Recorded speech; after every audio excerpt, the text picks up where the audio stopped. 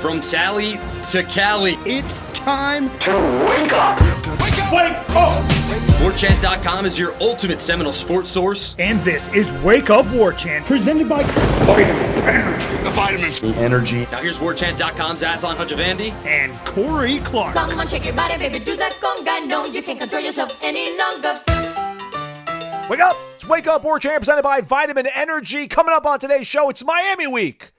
But we're tired, y'all. We just took another loss. Fall to 1-6 Florida State does after Friday's loss to Duke. We tell you how you need to view the rest of the season to keep your sanity in check.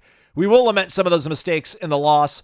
And we talk about a real-life, in-motion example that's going on across the country of how quickly things can change as soon as next year, we hope. Wake Up Warchant presented by Vitamin Energy. VitaminEnergy.com. Promo code Warchant BOGO. Warchant BOGO.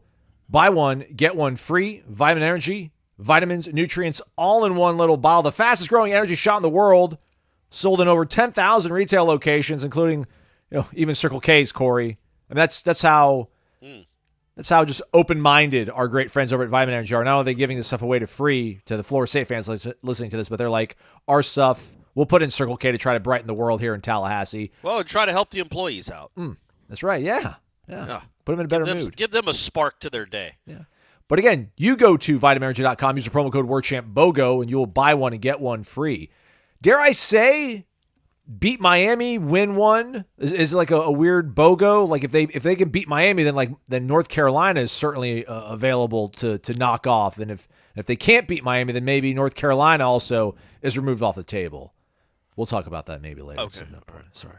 Warchant.com, Ultimate Seminole Sports Source. FSU $1, 2 months, subscribe. Do it. They're 1-6, but whatever. You love your Noles. Come home now. You can be a fan now. Bottom floor, everybody. Get it when the stock is at its all-time low. Buy low, sell high. Corey Clark riding high after a weekend in Durham with your beloved wife. How are you, friend?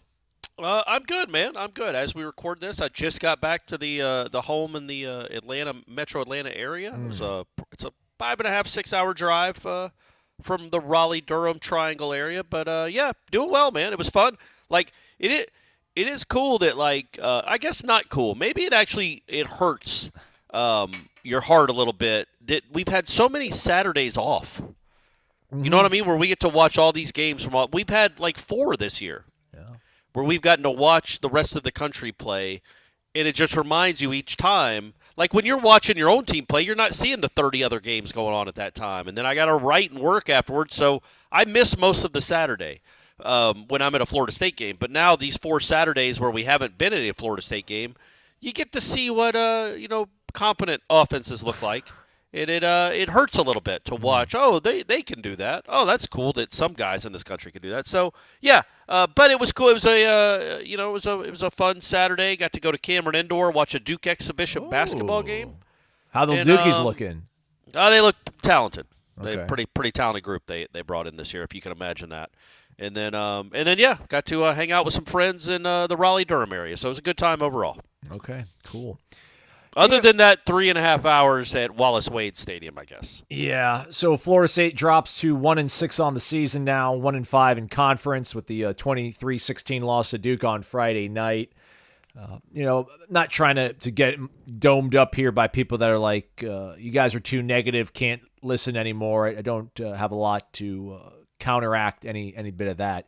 Is there anything new to discuss? And I guess I already kind of know the answer to that, Corey, because we continue to see the same things happening every game, and it's everybody now at this point, right? Your quarterback turning the ball over. Florida State, I think the first, according to ESPN Stats and Info, first team this season to turn the ball over on 3 consecutive possessions. Yeah. Interception. No. 3 straight plays. 3 straight plays. Yeah. Interception, fumble, interception from Brock Glenn. Cam Davis fumbles the ball late in the fourth quarter and trying to surge and make something happen. Drops are continuing to happen. Missed assignments, blocking continue to happen. And I know people might think that we're kind of letting the defense off the hook because we really haven't talked about the defense at all in a few weeks, but it seems to continue to be the same things happening on offense that are just, it's so maddening. I almost feel defeated. But is there anything new that has resurfaced with concern-wise or is it just a matter of them falling into the same traps over and over now? No, it's weird. Honestly, this is probably not going to be a positive show after what just happened Friday and where the season is. But I don't think it'll be as negative as it's been in the sense that, I came away from that game not stunned, obviously, not surprised, not any more discouraged than I already was, which tells you how discouraged I was with this offense and with this team going into that game. But I think there's a lot of different routes to go, a lot of different ways to go about talking about this team, talking about that game on Friday night. The quarterback play is the most consequential as we move forward. And so I think that's where we can start. Not that I'm the producer, Aslan. No. But that was the only thing that was different, right, was the quarterback play. The offense still looks like the offense, apparently, whoever's calling shots. But so – yeah, two guys, Brock Glenn, and I wrote a story. It's on the site. We published it on Sunday about and also we got Atkins and we got all the coordinators on Sunday. Weird week. Very. So we got the normal Monday press conferences that we have for the upcoming opponent, recapping the last week. We got on Sunday because of the odd work schedule because they played on a Friday night. Blah blah blah. So we got Norvell and Atkins and Fuller and Papuchis. When it comes to what we saw from the quarterbacks, I was not, honestly, all that discouraged with either one. In fact, weirdly, if I was more discouraged with one, it was the guy that didn't turn it over on 3 straight plays to set a Florida State record that can never be broken. Yeah. Imagine, Aslan, is it possible to turn the ball over on 4 straight plays? I don't think any coach in their right mind would throw you back out there, which is what right saved after you Brock from that inglorious designation. Yes, after you've turned it over 3 straight times. And I'm talking about in the future, the 2041 Florida State team. If a kid throws 3 straight interceptions, he's not even going to get a chance to throw a 4th one. Not on 4 straight plays anyway. They'll run one. Keep it safe. But anyway, so even after that debacle, and the weird thing is, Aslan, I didn't really like what I was seeing from Brock before that. No. He seemed nothing worried about that at all. No, yeah. He seemed skittish. He seemed rushed. He didn't seem poised at all. He just didn't look like the kid that we saw against Clemson. First drive was okay. The screen pass was nice. He hit Hakeem nice on the 3rd down by the goal line before they had to settle for the field goal. I mean, so he was okay in the opening drive, but then I mean that was a screen pass and then just throw it out to the receiver. Well, identified things quickly. Yes, and correct. Made right That's decisions. fair. That's fair. But I just didn't like his mechanics. Like it looked like he was throwing the ball like at the feet of these guys or whipping it at their knees. Just didn't look sharp at all, I thought. And then obviously what happened. But then I was so impressed is probably too strong a word. Encouraged by what I saw when he came back. And I think there's a mindset thing that can happen. I talked about it on the wrap after the game. When you see the other guy go in and not be able to move the ball at all, and the rush was just completely swallowing him up, and he was letting himself get swallowed up by the rush. It's not all the offensive line, folks. No. There was time to throw. Certainly not a great offensive line. Sorry to interrupt, Corey, but Alex Atkins did say on Sunday that they have analytics that shows like the average amount of time teams have to throw the ball against certain opponents. And I guess when they clocked everything, Florida State actually ended up having more time to throw the ball in the pocket than most of the teams, if not all the teams that Duke had played previously in the season. Right. For whatever it's worth, everybody. Yeah. But he was holding the ball too long, and Alex Atkins admitted that a bit after the game. Now, again, not blaming the quarterback for his offensive line shortcomings, but he was saying he held on to the ball a little bit too long. And I thought what was really interesting, and a good quote, and something that I'm really looking forward to too, is when he said he was holding on to the ball a little bit too long, but the more reps he gets, let's see if he can learn from those mistakes. And that's how it is, man. You've got to get real live reps. If Kromenhoek continues to look like that 20 snaps from now or 40 snaps from now, yeah, there might be an issue. He's staring at the rush. He's not trusting what he sees. He's not letting it rip. But this was his first game action he's ever played. It was not on a huge stage. It's Wallace Wade Stadium. But it was a standalone game on a Friday night where his team was already in a 17-3 hole? Correct. And he has to come in the second quarter because the other team, the other kid, the other scholarship quarterback can't stop giving it to the guys in blue. So he has to come in that scenario. It did not look absolutely positively poised, but The 2 throws he did make. Come on now. Yeah. That's some good stuff. No, the Kentron throw was unbelievable. Yeah, and the Hakeem thing, it's like he saw it, he put it where only his guy could catch it, and in fact, if Hakeem catches it, now it's probably a yard 2 inside, which might have been why Hakeem kind of short-armed it with the safety coming over the top, but the safety ended up taking a crazy angle, and if Hakeem does catch it, that might be a 70-yard touchdown. Portiers is absolutely a touchdown. And then how does that change the Chrome and Hawk experience? How does that change everything? So the encouraging part, I thought, from Luke was, number one, he showed he had some athleticism, which we already saw, we knew that anyway, but it's good to see it live. He's not Jordan Travis. He's not even Brock Glenn, but he's not DJ either. He can move a little bit. Great throw. Didn't even look like he let it rip on that throw to Portier. And it traveled like 55 yards in the air, back of the end zone, perfect spot between 2 guys. So that's good, and he just got reps. Didn't turn it over, got sacked too much, stared at the rush too much, let the rush impact him too much. But that's growing pains.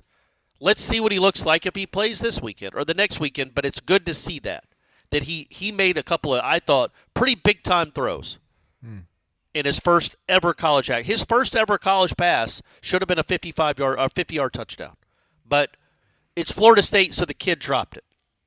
So the discouraging part, obviously, was the way I thought he handled the rush. He didn't seem to be on time and in rhythm. But it would have been unbelievable if he was. But I would have liked to have seen a little bit more of that. I also thought the coaches could have helped him out. All granted. Then Brock Glenn comes in after the debacle and looks like the kid we saw against Clemson. I thought, like, look, man, if Cam Davis doesn't fumble, maybe they win the game. If they would stop getting stupid delay of game penalties, and so maybe they win the game. We can get into Norvell in a second. But that to me was encouraging, too, that Brock Glenn saw another guy go take some snaps, saw that it wasn't working great for him. So Brock Glenn, in the 6 drives he had, the offense gained 212 yards. Not too shabby, right? Yeah. For this offense anyway. 6 drives, 212 yards. That's not bad. The 5 drives that Luke Kromenhoek had, they had like 45 yards of total offense. So obviously, one was more productive. Brock Glenn had 9 drives. 3 of them ended in catastrophic turnovers. The other 6, offense looked pretty good for this thing, for what we've seen this year. So that was encouraging what he looked like in the second half when he came back, I thought. And then Kromenhoek, encouraging that when he did let it rip, and one of them he got hit really hard when he threw it, he put the ball exactly where it had to be, but his receivers did what they do. So, moving forward, obviously this is the competition to keep an eye on over the next 5 games. I can't disagree with a lot of what you said. I'm sure there's plenty of people listening to this, talking about, well, what's the standard? Where are we at to where we're, I don't want to say conflating, but we're hedging and we're, kind of moving goalposts and trying to bright side this thing to where you complete 46% of your passes. You turn the ball over 3 times from the quarterback position. It was all one guy. But like these things continue to happen. Is there enough, I guess, what you saw on Friday? Like it's reasonable. Is that fair to say, Corey? Like it's reasonable to see the things you saw on Friday night and then think if you can just kind of erase, clean off some of the smudges on it, you can put together a game plan that's somewhat competitive against Miami. And then if you're somewhat competitive against a team that's allowed their last 3 opponents to hang around, maybe don't feel as bad about yourself as you anticipate possibly. Oh, no, no. I don't want people to misunderstand me. I'm not saying that this is the standard. Be happy that he looked decent and led a field goal drive in the fourth quarter when he came back in the game. I'm simply going by this season. Nobody knows Florida State history. I don't pat myself on the back much.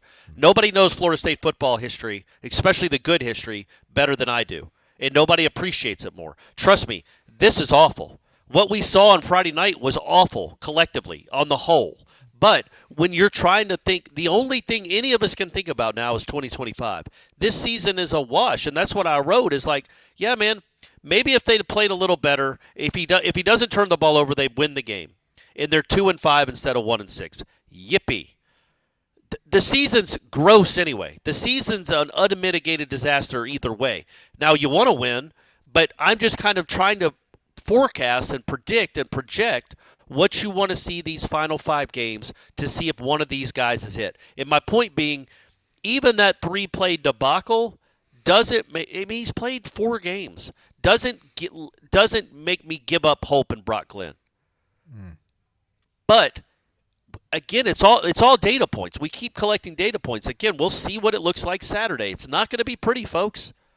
I'm going to go ahead and predict that. It's not going to be pretty. But do you see enough out of him?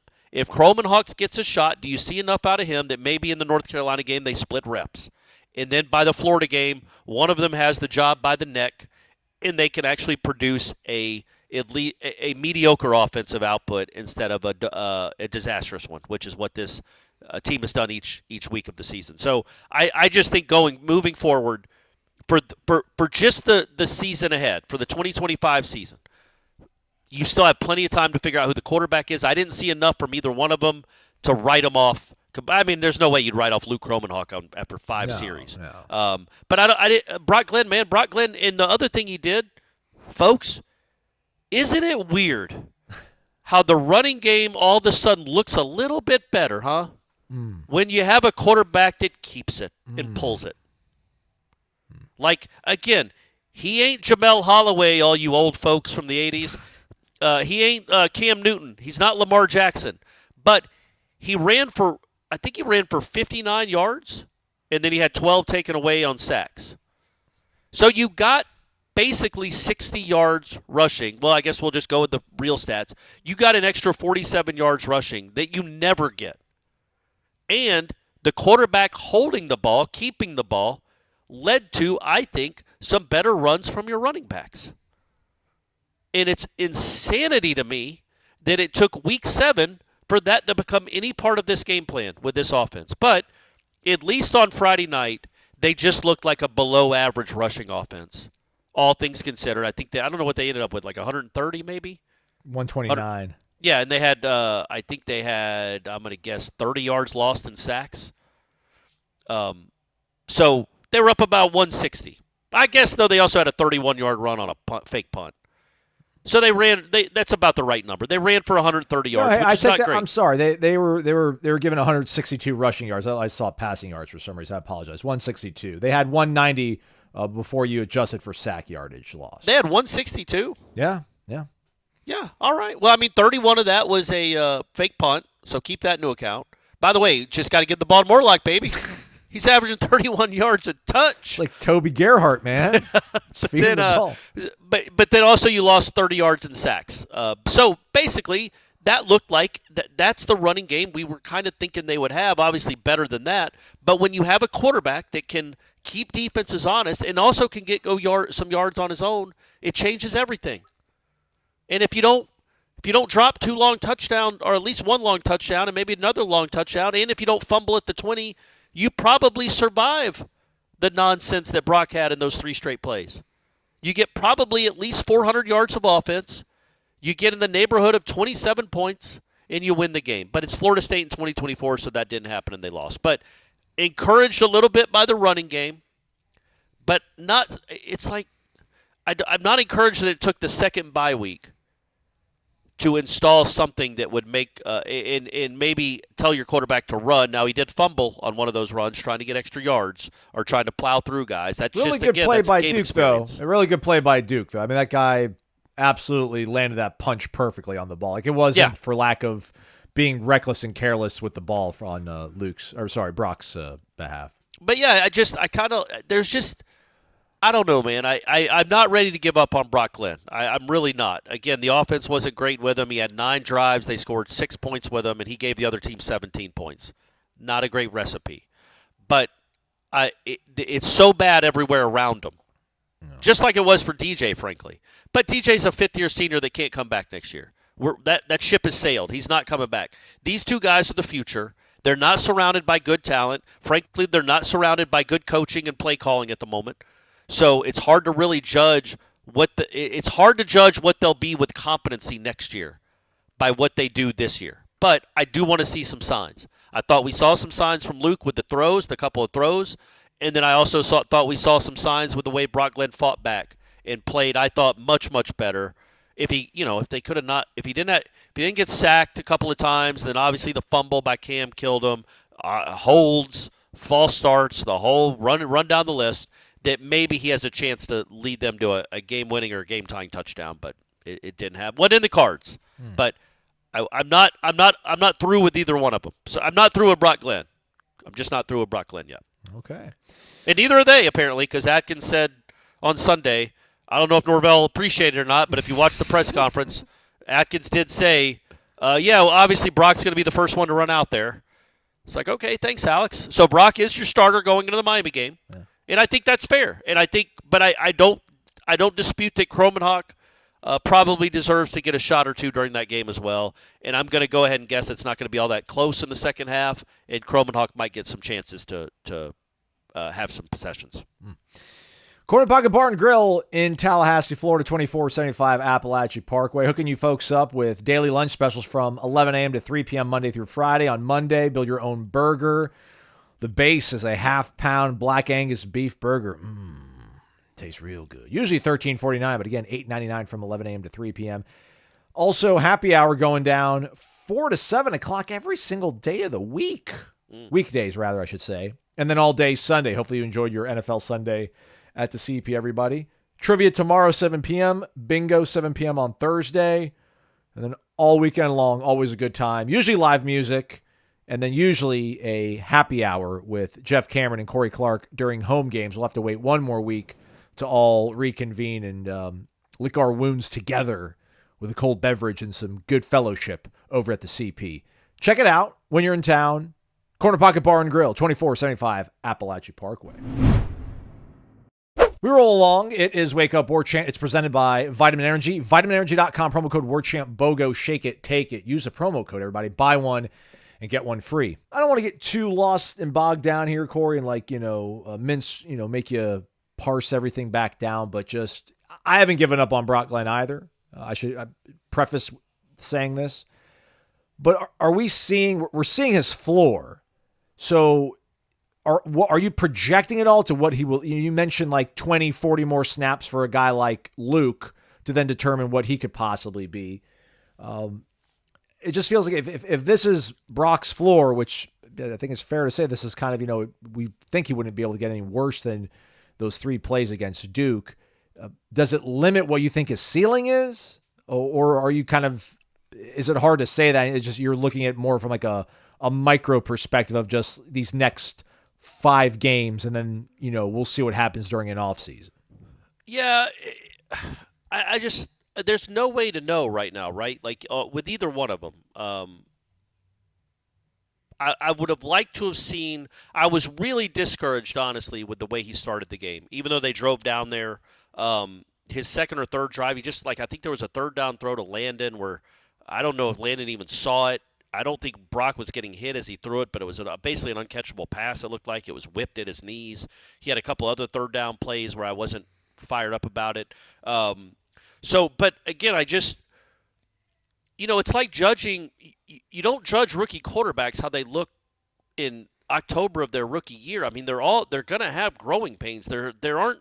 I mean, did Patrick Mahomes even play his rookie year? Like these guys that start as rookies, no. Caleb Williams and down the line, Bo Nick. Well, anybody better players than that that have come up. They look like they're confused as hell for about the first 8 games of the season.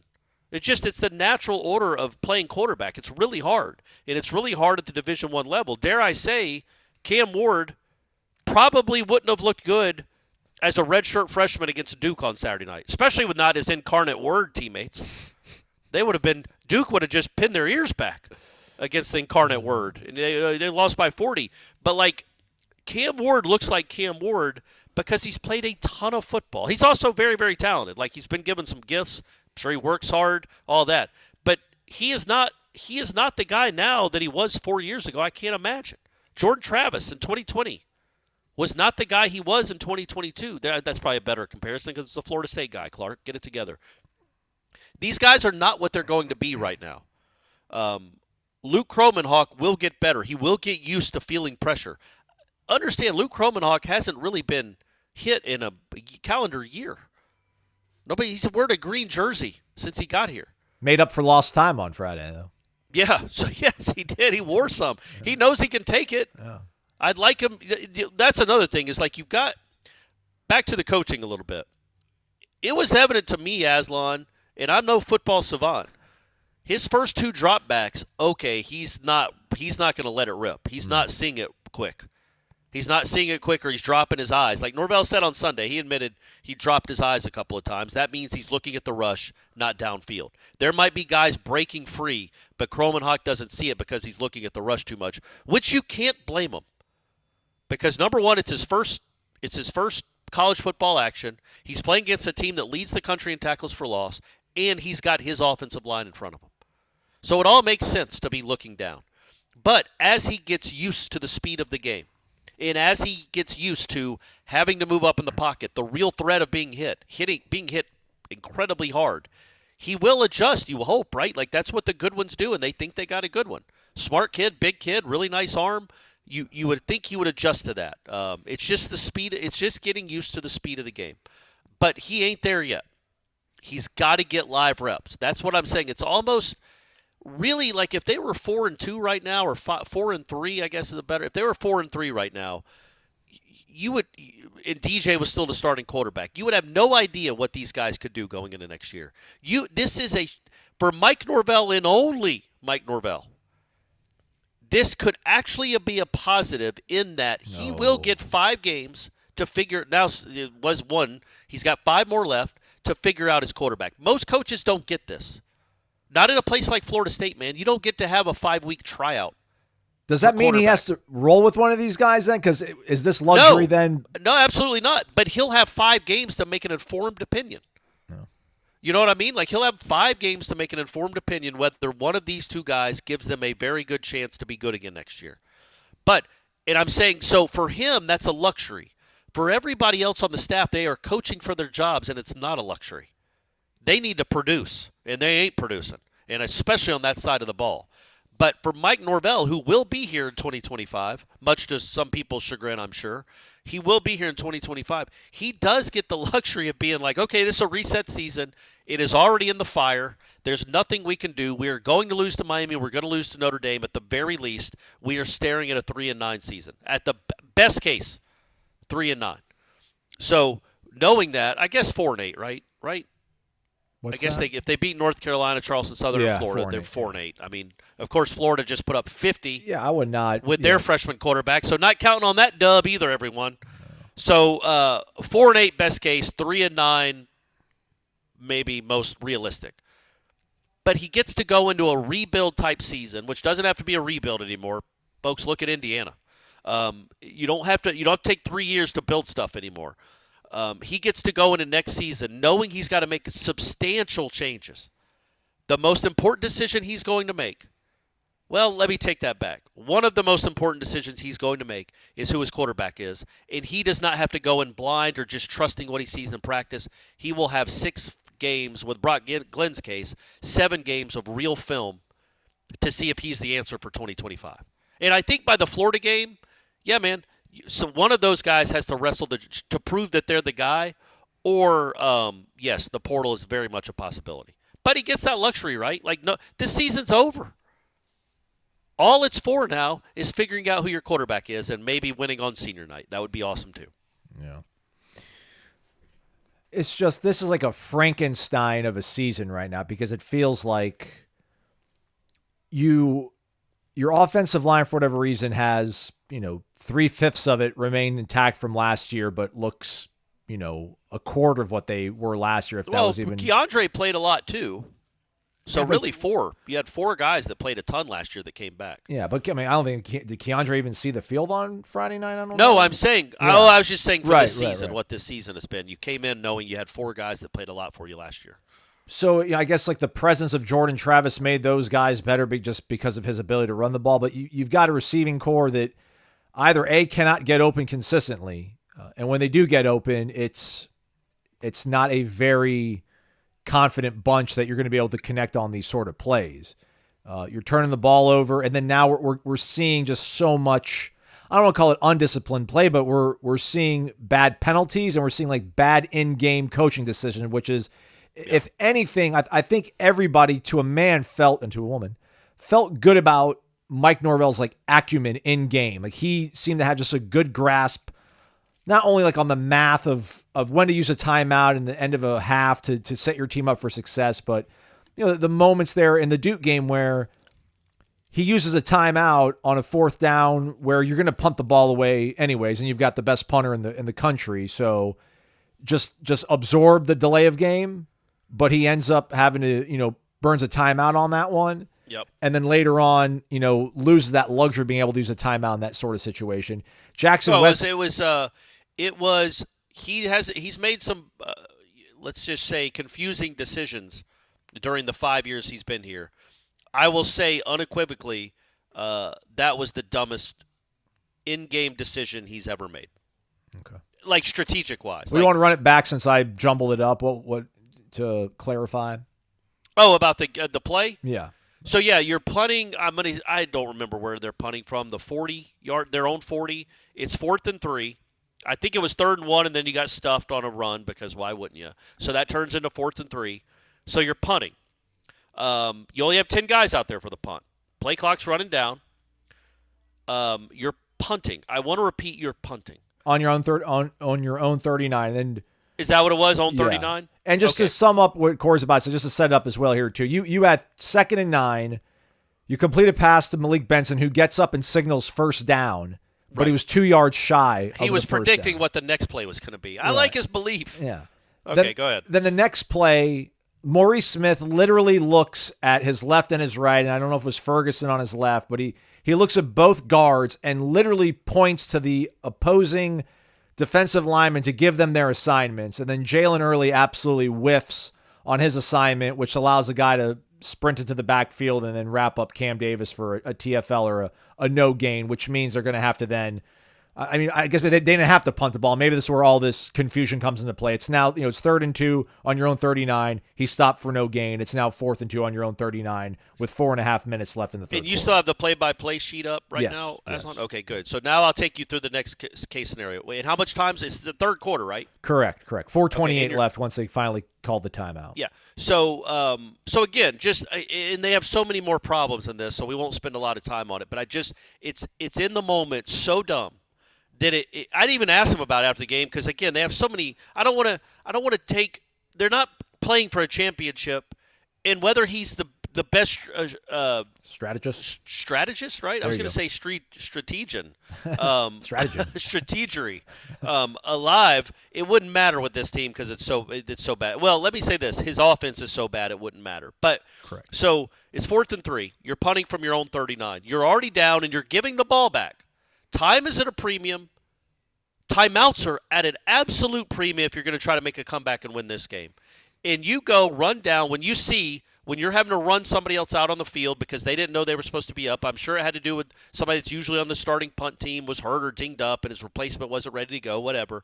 He's running onto the field late, so you go and burn a timeout. So the two options there are tell your all-world kicker. I guess you wouldn't tell him. You just punt it. Maybe you could wave to him, "Hey, Alex." I mean, it wasn't very crowded in that stadium. He might have heard you. "Hey, Alex, we only have 10 guys on the field, so punt it out of bounds, 47 yards downfield. You could have 4 guys on the field. It doesn't matter if you punt it out of bounds." And then also, you could take the delay of game and back yourself up to the 34. Instead, he called a timeout. Aslan, where did Mastromanno punt the ball to? 53 yards to the Duke 8-yard line. Right. So, let's say he punts from the 34. Duke takes over at their own 13. Were those 5 yards worth the timeout that you desperately could have used in the fourth quarter of a one-score game? It was preposterous. You never, ever in a million years, You don't call a timeout before you punt when you're trailing. It makes no sense. It just you wear the penalty. It's 5 yards, man. A timeout is the equivalent of 50 yards, not 5. Anyway, they got bigger issues than that though, including not being able to get the first down when it's 3rd and short against Duke. But why would we think they would? But yeah, so I don't even know where we were going before that. No, But it was that was a horrific in-game mistake.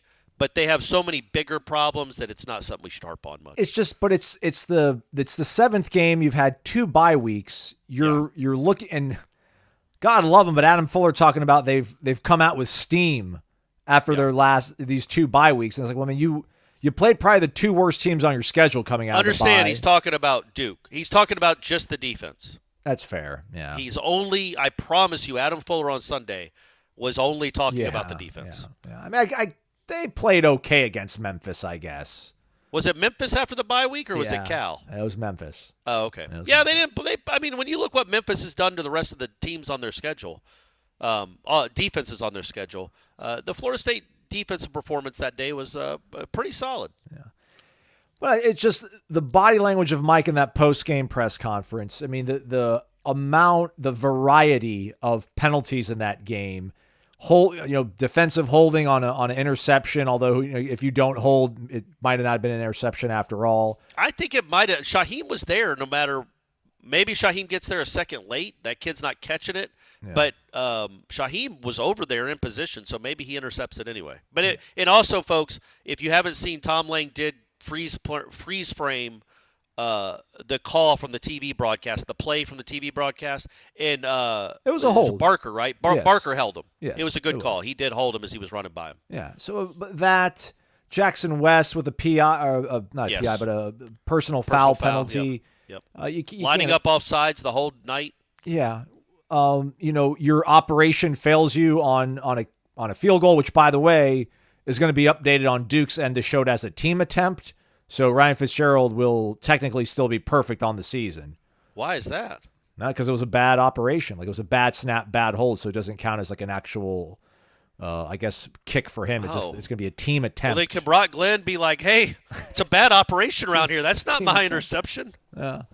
All right. It's just crazy to be here in week 7 and just to see, like, the reality of all this is that it's not going to get better, obviously, this season, which I think it's not really news to anybody, but for it just to be so bad and for it to continue to be this bad this far into the season. And it's going to continue to be bad, right? We're not expecting Miami doesn't have a good defense. No. They're probably not as bad as they looked on Saturday, but they don't have a good defense. It does not matter. No. They're not going to give up a lot of points to this Florida State offense. That's why I kind of said it's not even going to be that negative of a show, because this is what it is. It's like, I feel like we're kind of like Browns.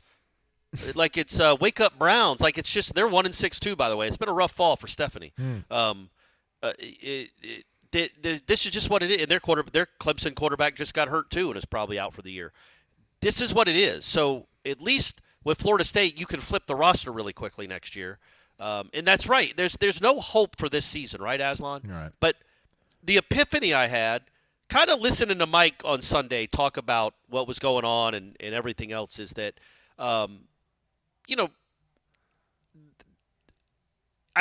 I went back and said that the quarterback is going to be one of the most important changes he makes, or could be one of the most important decisions he makes, he legitimately now, I feel like, he has to bring in a whole new offense. Yeah, my epiphany this weekend was watching the offensive line play. I don't think there's any way he brings back Alex Atkins. But also, I don't think there's any way he's got to figure out. This offense, he's got to either stop being involved, be involved less, bring somebody in that can that he trusts, that can call plays. Because again, they don't move the ball much, but they get inside they have a really good drive going on Brock's first drive of the second half. They have a 1st and 10 after, I think they had 5 first downs and 6 throws. They were just marching down the field. Mm-hmm. Got the ball to the 12 on some nice play. Maybe it was a nice cam run. And then immediately a delay of game. I guess not immediately. It took 40 seconds, but 41 seconds. But a delay of game. What's going on? Yeah. You're 1st and 10 on actually, the 16. The one thing I regret after post-game press conference, I really should have asked them that, because I thought that was a game-changing sequence. What's going on that you are 1st and 10, you hit a big screen or a big run or whatever it was to get down to what was it? It was an 11-yard run down to the 16-yard line. You're down to the 16-yard line. You've driven 60 or 70 yards. You've looked really good and crisp and competent. And then what happens to grind it to a halt to where you get a delay game? Why are you not going just at a normal, regular, maybe even a sped-up pace? You're feeling good. Your quarterback is feeling good. Your offense has some juice, and then you grind into the mud so much that I was mad even before they got the delay game. It's like, why are you snapping it with 2? No. Go. And then, of course, that's the time to burn the timeout because this offense is not going to overcome a 1st and 15. He's been watching up, but he can't because he burned it on the stupid punt. Earlier in the half. But yeah, sorry, I interrupted you. I don't remember where we were going with that. I'm glad you were so passionate about that because I think that's like the creeping fear now for so many people is that it's not only a bad roster which you have put together, you're right, like piecemeal. It's I guess maybe you can think that you can get some new coaches in here that can breathe new life into some of these position groups. I think your defense is salvageable. Listen, Adam Fuller's a guy that feels to me like he thinks he might lose his job and he's very sad about it. Alex Atkins sounds to me like a guy that pretty much is at peace with, I'll land on my feet, I'll be okay. Like, I don't want to leave here, but like I can see the writing's probably on the wall. I'm going to do my best that I possibly can, but it's probably not going to be enough. So you have the mixture of like you've put together a bad roster. You're now doing poor in-game management, and the same mistakes are continuing to happen. And a lot of it's on your side of the ball. Like your receivers are not catching the ball, and he's asked what you're doing differently, and he's giving some sort of response. But listen, we're out there at practice. They're not doing a period just designated to lining up 5 jugs machines and having 5 receivers just stand there. And we're not gonna let you guys go home until all of you make 20 straight catches. We're not gonna blindfold you and make you. There hasn't been anything different in terms of like trying to get these guys to stop dropping. They might as well blindfold them. Just that's the creeping concern to me is that you talked about, listen, Indiana, you can flip this roster quickly.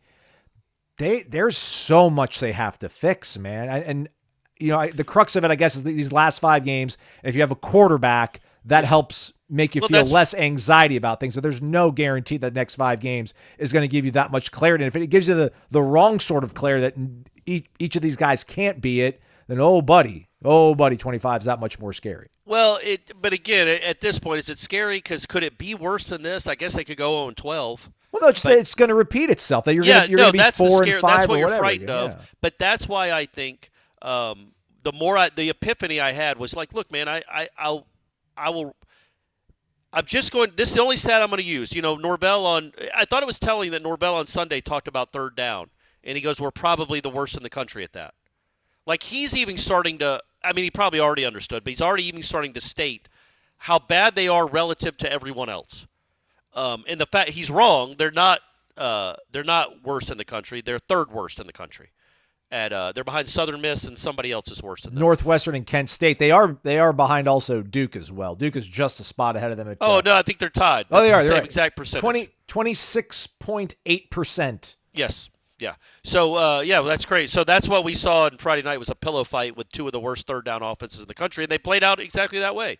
And then, they have scored, Aslan, the fewest touchdowns of any football team in the United States. We're 7 games into the season. There is no team out of the 132 other teams in this country that have scored less touchdowns than Florida State University. Houston is next up with 12. Florida State has scored 11. One of those was a kick return. Hey, shout out to Sam Singleton, by the way. Love seeing that. I told you guys he could run. We don't lie. We don't lie when we see guys at practice. We told you he could move. So that, to me, is the epiphany, is that here in Norvell talk about them being last in the country at 3rd down percentage, or close to it. They moved up a couple notches in rushing with their big day. They're now 129th. I think they're 129th in turnover margin. They're 129th. They're 132nd in scoring, 129th in something else. It's all awful. 126th in turnover margin, Corey. Get it right. Oh, I'm sorry. But they are 3rd worst, gosh. right? There's only 2 teams below them, or 3. They are 132nd in the country in yardage gain. Yeah. 132nd in yardage, and the fewest touchdowns of anybody in the country. So the point being, you cannot run it back like this. This is such an abomination that I am of the opinion, and I hope he is too, that he ain't it as a play caller, and he ain't it as a coordinator of an offense. And there are a lot of really good, smart guys out there, bright minds out there, probably from lesser schools, or you could go get a QB coach from a big school, whatever you want to do, or maybe an OC that got fired because the team wasn't any good. Heck, maybe Lincoln Riley's available. And you won't even have to pay that much because he's going to be getting paid by USC. In my opinion, this is so bad. I know we're less than 9 months or 10 months away from an undefeated season. But this fall from grace has been so catastrophic and so drastic that you can't go into the season running this offense back and just saying we're going to be better, we're going to get better players. There is something fundamentally wrong with this offense. It ain't built for playmakers, unless you're talking about the defense that gets to play against Well, it wasn't built. What was wrong with last year's offense? Not great, right? Not great. But it was good enough to win you 13 straight.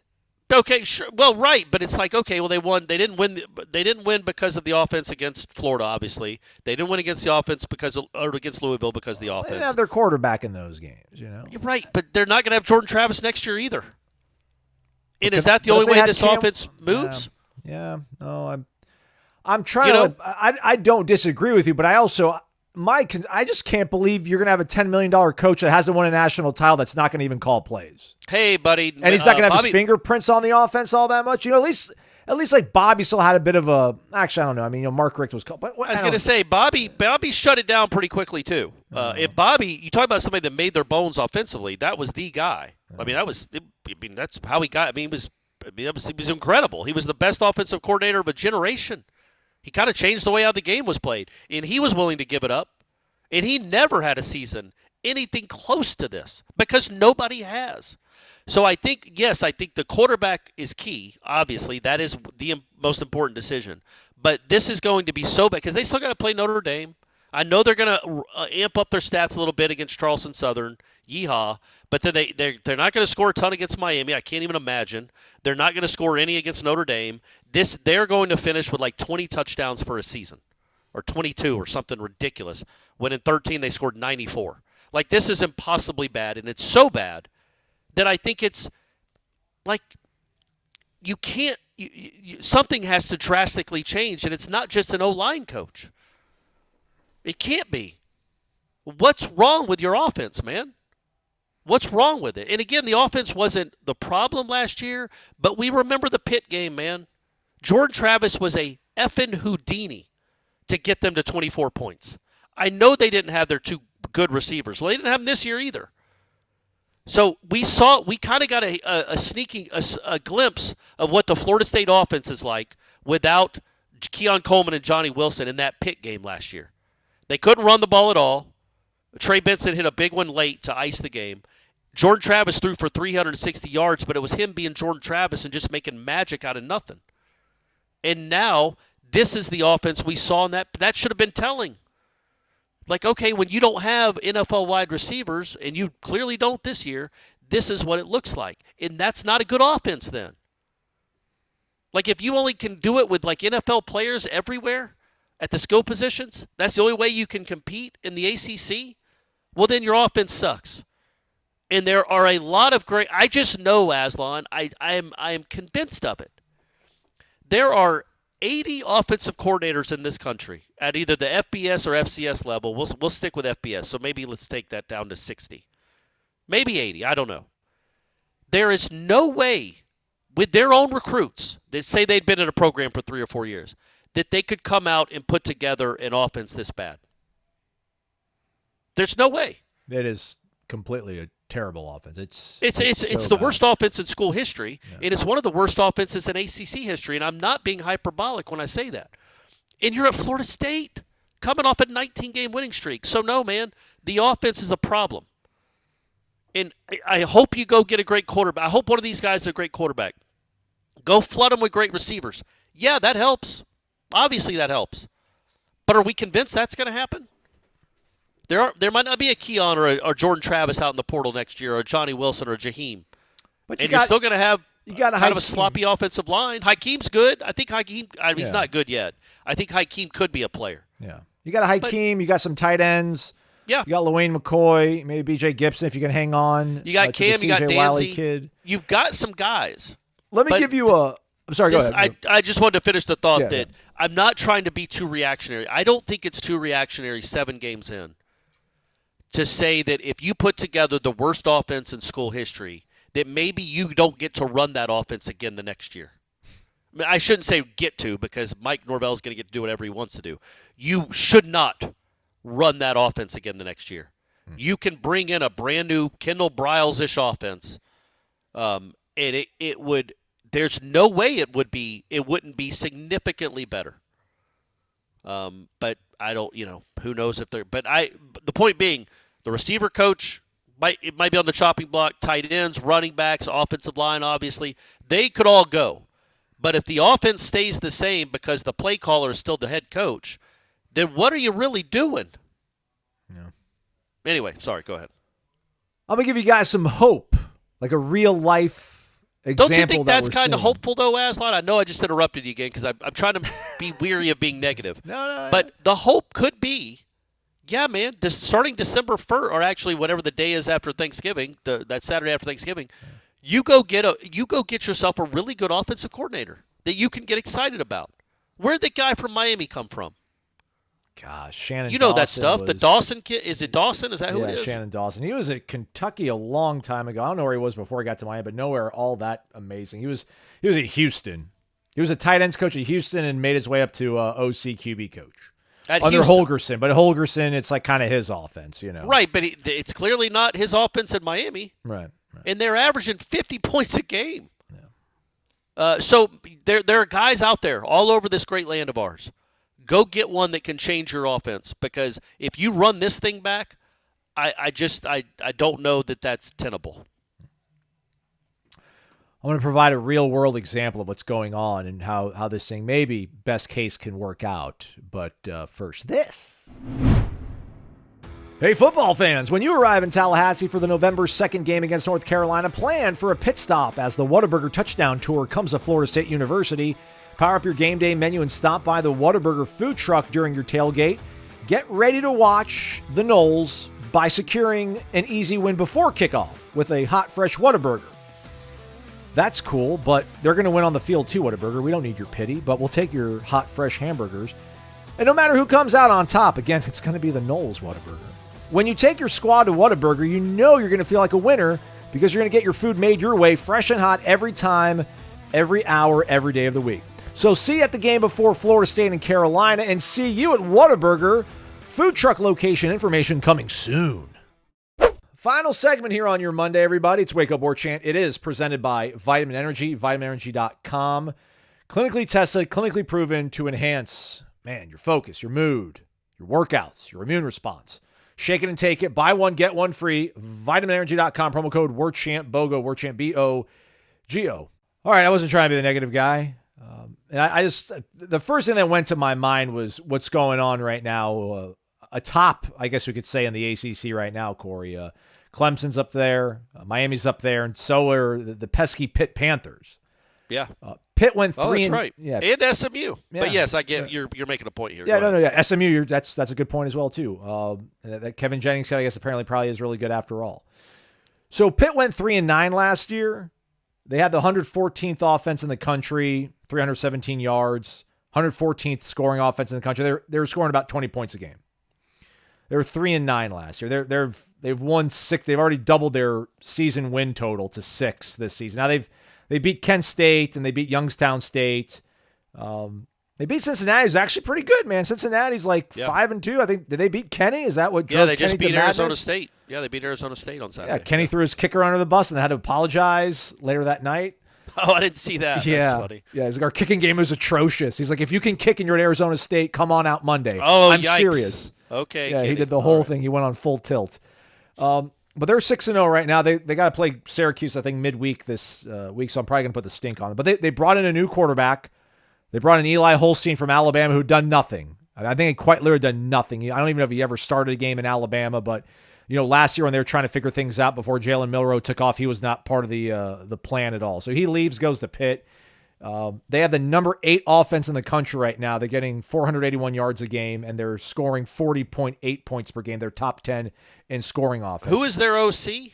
They went to a little school called Western Carolina, and they took their offensive coordinator away, a guy by the name of Cade Bell. Cade Bell's actually from Jacksonville, Florida. He went to JU, graduated in 2015.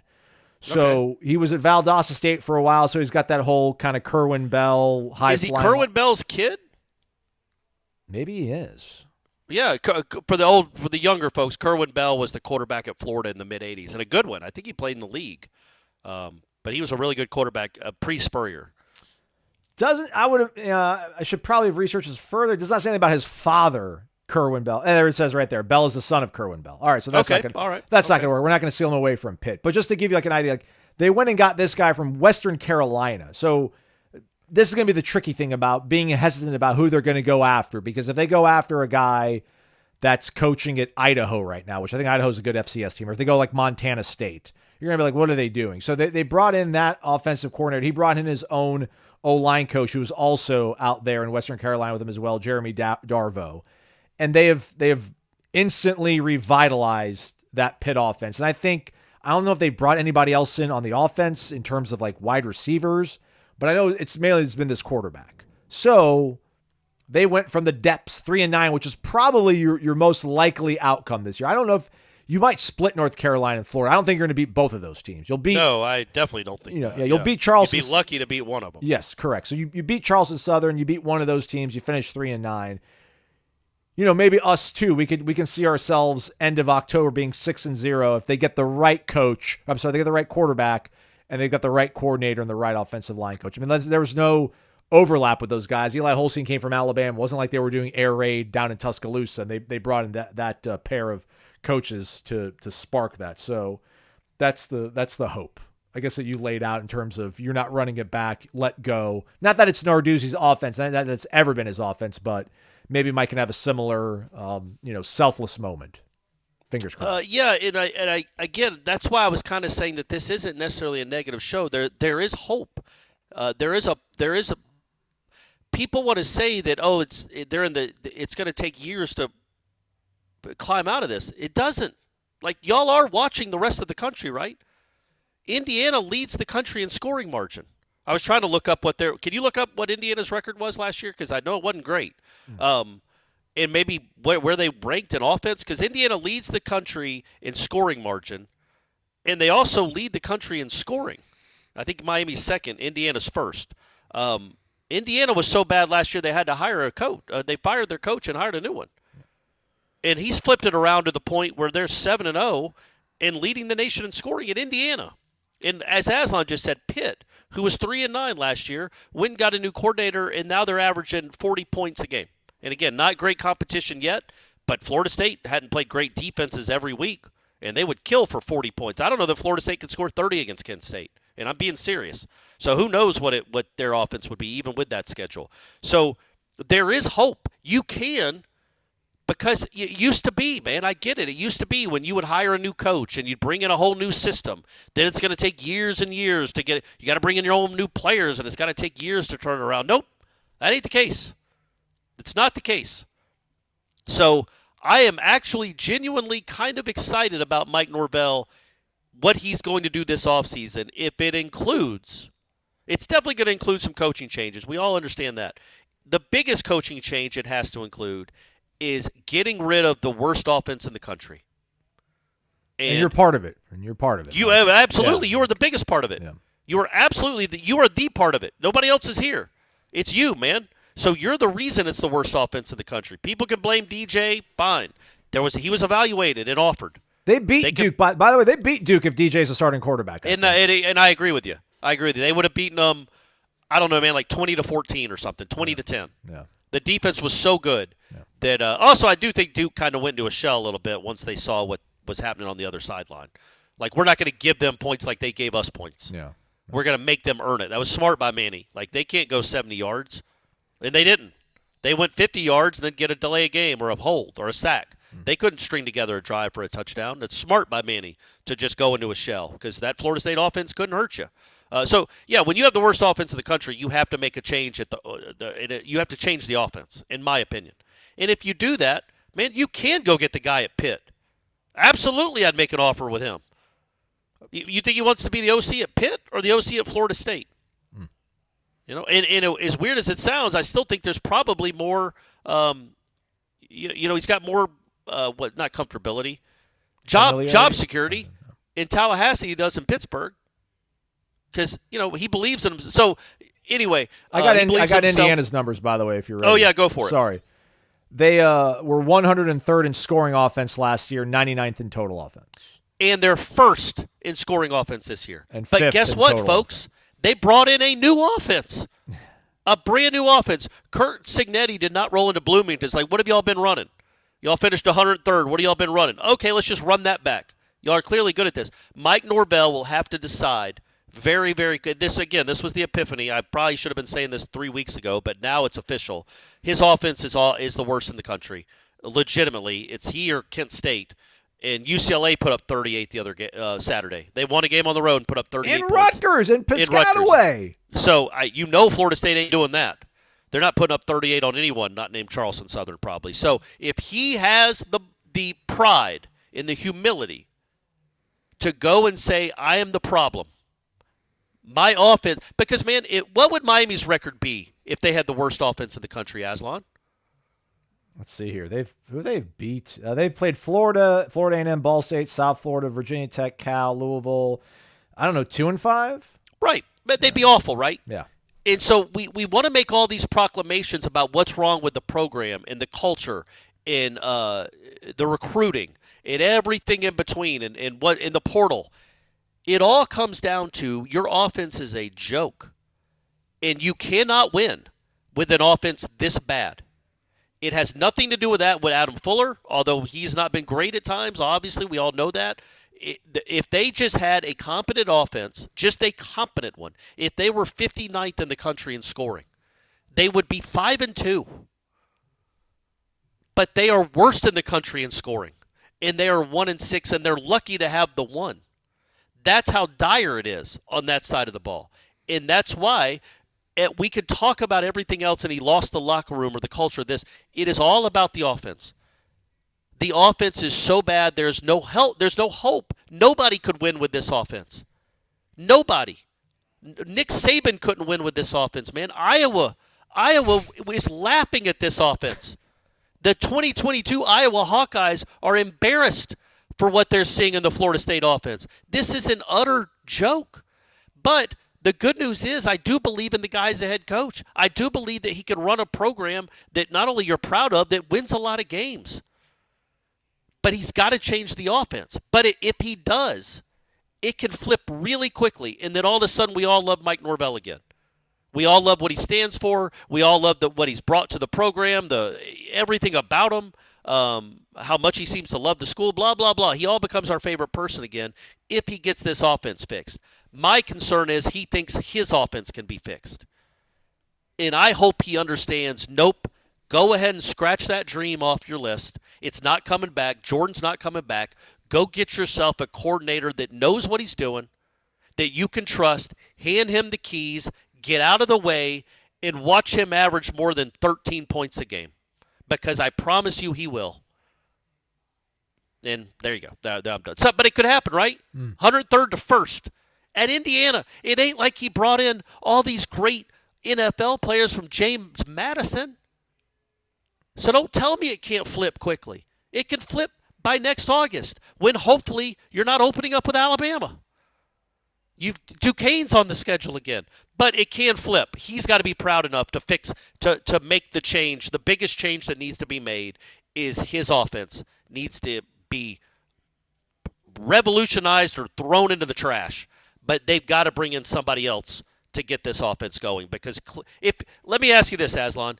If he wasn't the offensive coordinator, if he was a defensive-minded coach, and his offensive coordinator, he had not, like if Alex Atkins was the play caller, and this was his offense that he brought from Charlotte. You don't have to finish the question. Yeah, he's gone. Done. Correct. Mid-season. In-season done. Correct. So, Mike, coach like you're not the offense. Coach like you have enough pride and humility to say the guy calling the plays isn't getting the job done. And if he does, and they go get a guy, it could really, really help things, Aslan. Their quarterback, Indiana, was at Miami of Ohio last year. Apparently, he just got hurt. He broke a Yeah, finger thumb. or something. hurt He's his out thumb. for. He'll come back this season, but he'll be out for the next few games, I think. Yeah, so. Which is a bummer. But again, yeah, so listen, I'm done with that for a while. I'm sure we'll talk about it again tomorrow. But that's where I'm at now. But you know what I mean? Like that's where I'm at now with Mike Norvell. It's like, yes, the quarterback is important. Use these 5 games to judge your quarterback, knowing that hopefully he'll be running a new system next year. Gosh, I hope, man. I hope. All right, we're going to go to practice, and then they're not practicing on Tuesday, but then they're going to practice on Wednesday. Yeah. It's a weird week, but they're still playing Miami on Saturday, 7 p.m., Hard Rock Stadium. It's going to be on ESPN, not the Deuce. We haven't been relegated to the Deuce. So that's cool. It is crazy, too, man. Like, what a year to have, like, what turned out to be a really hard schedule.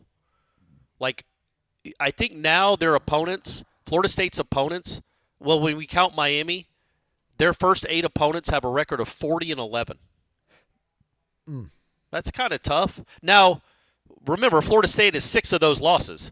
So if you'd have won those games, their record would be like, 34-17. It wouldn't be quite as daunting. But 40-11 is nuts. And you also have Notre Dame waiting out there. So this really is one of the toughest schedules in the country, at least record-wise. It would have been nice. Hey, administration, it's nice to have a Kent State and a Charleston Southern to start the season. It's nice to sprinkle your non-conference with those types of games. Those are always fun. Get you confidence. All the kids like to play. The kids get to score touchdowns. They get some confidence. They make plays. But no, let's go ahead and start next year's non-conference with Alabama. Speaking of which, well, real you quick, got to fire DeBoer. You got to fire DeBoer, don't you? Maybe Alabama will make a run at Norvell. They'll fire DeBoer and run it back and say, our bad, we should have gone with Norvell in the first place. I just love I love my boy McShay. He was on Russillo's podcast 2 weeks ago, and after that Georgia game, he's like, Jalen Milroe right now is QB1 NFL draft. And then it's like Incredible. Vanderbilt, South Carolina, Tennessee games.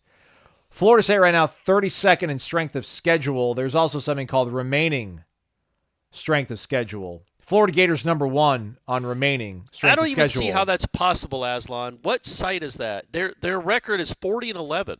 So there's multiple teams that have played teams that have a record of 45-5. I'm not looking at strength of strength of record is maybe let's do strength. I don't even know what that means. I don't know either, and it's not as good. It's 108th for whatever that means. I think that's what they do. It goes into Florida metric. State's performance. Oh, okay.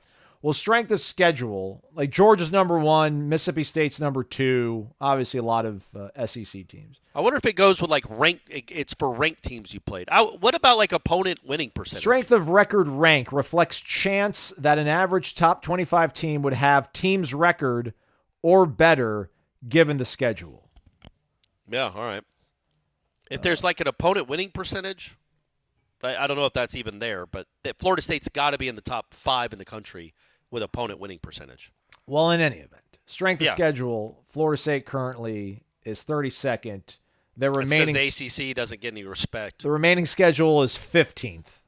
The ACC is going to have 3 teams in the playoff, Aslan. Stop you feel me? it. Miami and Clemson, both of them are going. And then, especially if Clemson beats Miami.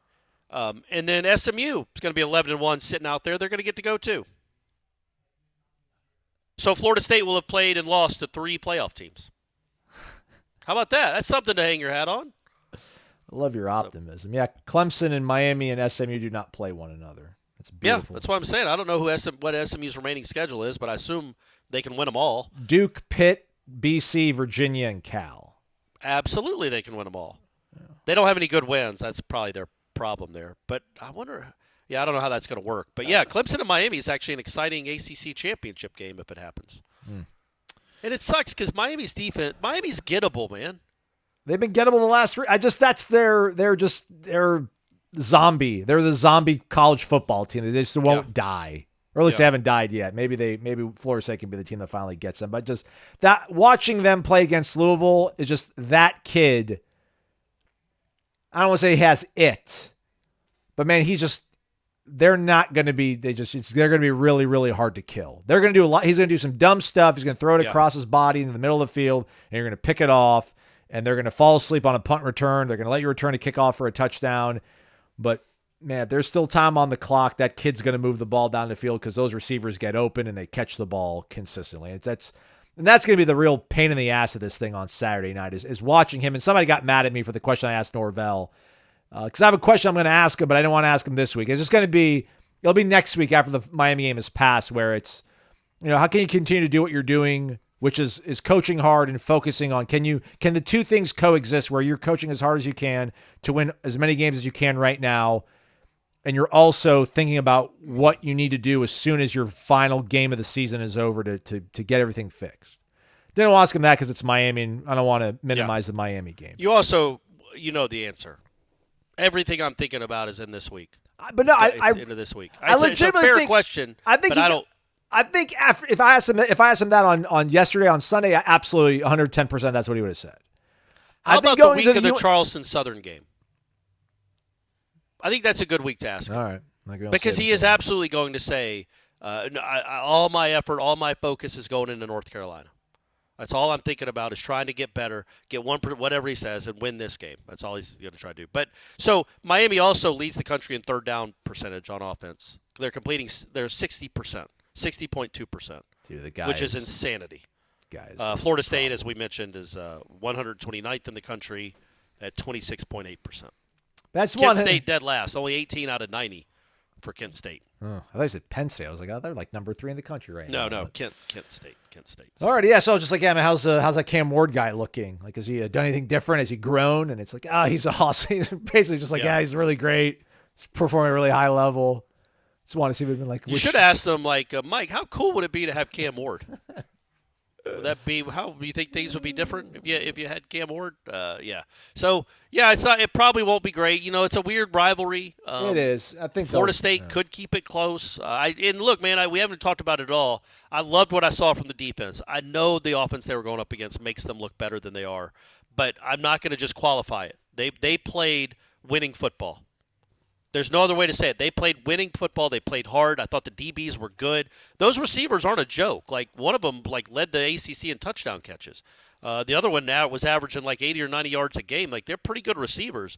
And Cypress and Thomas, Kevin Noles, they all made plays, man. Shaheem had a pick that was called back, obviously. I thought the defensive line, even though they didn't get any sacks, it's like, how do you get a sack when the kid literally won't – he catches the ball and throws it.